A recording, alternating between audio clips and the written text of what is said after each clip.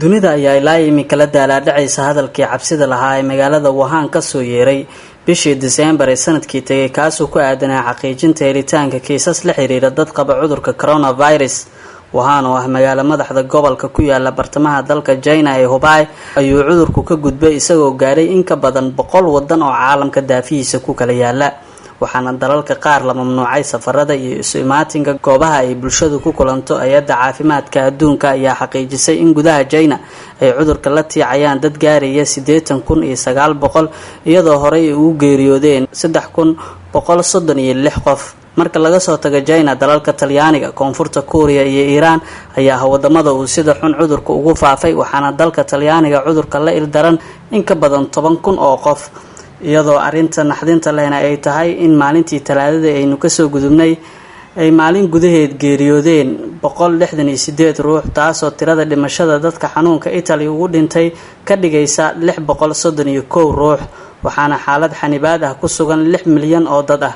Giuseppe Conte, ra'iisul wasaaraha Italy, ayaa dadka u sheegay inay guryahooda joogaan isla markaana ay fasax ka qaataan hawl kasta oo lama huraan ah. waxaana taasi barbar socda in shirkadda diyaaradaha ee Canada Air ay joojisay dhammaan duulimaadyadii ay ku tagi jirtay dalka Talyaaniga iyo kuwii ugu iman jiray dalkaasi. waxaana tallaabo taas la mid ah qaaday dalka Spain oo ka mid ah wadamada uu cudurku gaaray, waxaana haawanaya magaalooyinka waaweyn ee Italy sida Milano. South Korea waxa uu cudurka asiibay 7,513 ruux, halka Iran oo ah wadanka afraad ee uu faraha kulul ku hayana ay liitaan 7,161. France ayaa la sheegay inuu hayo cudurka 1,412 qof, iyadoo Germany uu haleelay 1,139 qof, waxaana dalka Spain uu soo ritay 1,024 dad ah.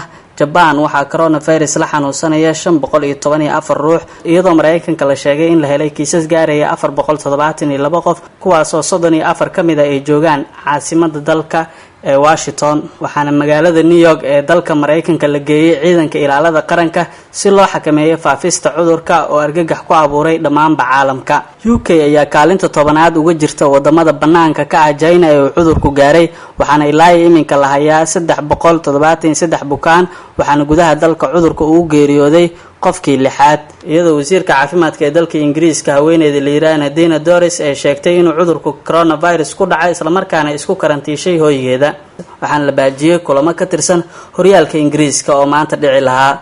Morocco iyo Lebanon ayaa laga soo warinayaa kiisaskii ugu horeeyay ee dhimasho ee la xiriira coronavirus, taasoo muujinaysa baaxadda cudurka iyo sida uu dunida ugu faafayo.